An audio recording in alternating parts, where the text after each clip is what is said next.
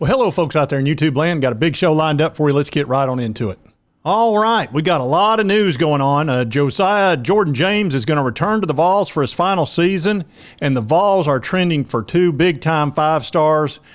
Are the Vols going to become wide receiver U again? And this, of course, is breaking news. Triple J is going to return to the Tennessee basketball team. I think that's big. I think that's very helpful. This is a guy that rebounds, plays great defense. He shoots the three at times very well. Sometimes he does not. But let me tell you what the guy does do. He hits his free throws all the time. He shoots about 90% from the free throw line, especially in the last couple of minutes. That's invaluable. Also, he's kind of a glue guy, keeps everybody sort of teamed up and together and doesn't let things get out of hand too much. So I'm really pleased that he's come back along with Vescovi, because now you've got your 2 senior leaders back for an additional year and a bunch of new transfers coming in that are very offensive-minded dudes. So I think we're going to see a different team this year, but with some of the same solid players that we've had. He went through the whole NBA draft process, did all of that, and decided to come back. He said, I'm excited and blessed to be able to represent Tennessee for one more year.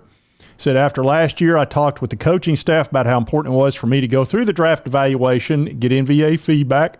Of course, it talks about how busy the offseason's been. They picked up Dalton Knecht, and if you've seen that guy, he is a heck of a ball player. Chris Ledloom, who's going to be a really good inside the paint dude, kind of a big guy that I think will help us a lot with rebounding and not getting pushed around too much. And then a really good shooting guard in Jordan Gainey. That'll give us some more offense with these two guys. This guy can also score. So overall, I'm real pleased with the basketball situation. They brought in some fine players, and we're keeping 2 of our best players. So there's no way not to feel good about next season with Coach Barnes. I mean, the guy's a winner. He's been winning ever since he got here, and this could be a special year. We'll see how it goes. Now let's talk about the 2 wide receivers that seem to be trending towards the Vols, and they're both 5 stars. You start out with Mike Matthews. He's out of the state of Georgia. He's anywhere from as high as number 7 as low as number 20. He's a 5-star everywhere you go. ESPN's got him as the number 3 player in the country. And you can see here the recruiting prediction machine has him at 78%, and this is on On3. And Clemson's second at 7.8%, so they definitely feel like that the Vols are in the driver's seat for Mike Matthews. Now, this guy's a fine player, and not only would we get a guy that could be a tremendous wide receiver, he also could play in the defensive secondary if he chose to do so, and it would keep Georgia from getting him. And this is the type of player that kills us in the Georgia game. He's usually playing in the secondary, and he is a nightmare. And they've got lots of players like that. We need to start getting players like that. And if he winds up being a wide receiver, I mean, he's as high as it gets, okay? Okay.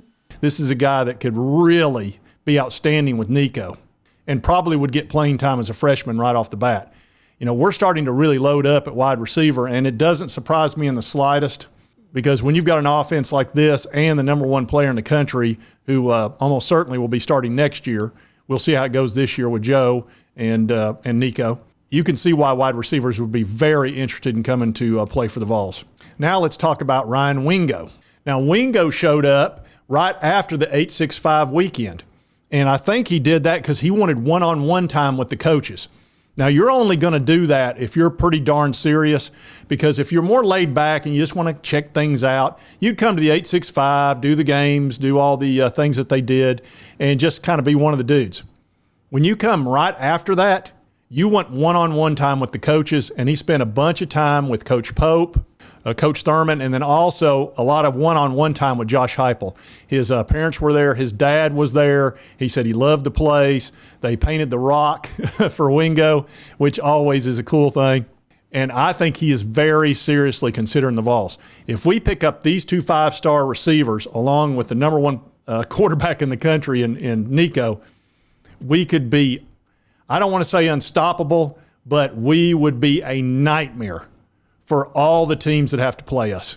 But what I do have are a very particular set of skills. Skills that make me a nightmare for people like you. And I know that upsets you. You don't want Georgia to struggle against us, or Alabama or Florida, but it could happen. It could be wide receiver you again, and we're already becoming quarterback you. I don't think there's any question. which doesn't surprise you any when you got Josh Heupel as your head coach. So this is a very exciting time for the Vols, and I tell you, we're trending in the right direction. That 865 weekend was fantastic. All the players that came out of it were like, man, this was great. It was genuine. It was real. It wasn't a bunch of nonsense. It wasn't a bunch of used car salesman talk. I'm looking in your direction, Butch Jones. No, when you're dealing with Heupel, you're dealing with the real deal. So I know everybody's excited about it. I am too. And if you like, I know you like content. And just hit that button right over here on your right, my left. That's a subscribe button, and it will send you more of my videos. You won't have to hunt for them. Just boom, it's all you got to do. Save you some time. Cost you nothing. And right over here's my most you know what? I had a video I was on with a fella that's a Clemson guy, and he had a live show last night, and I was a guest on it. And I'm also going to include that. There's going to be one that YouTube thinks you should watch, and then I'm going to put right above there the one with not Bobby Durkins, who's a Clemson YouTuber. And if you want to check that one out, you certainly can. It'll be right above the first one. And we'll see you next time on Sports Talk Jay.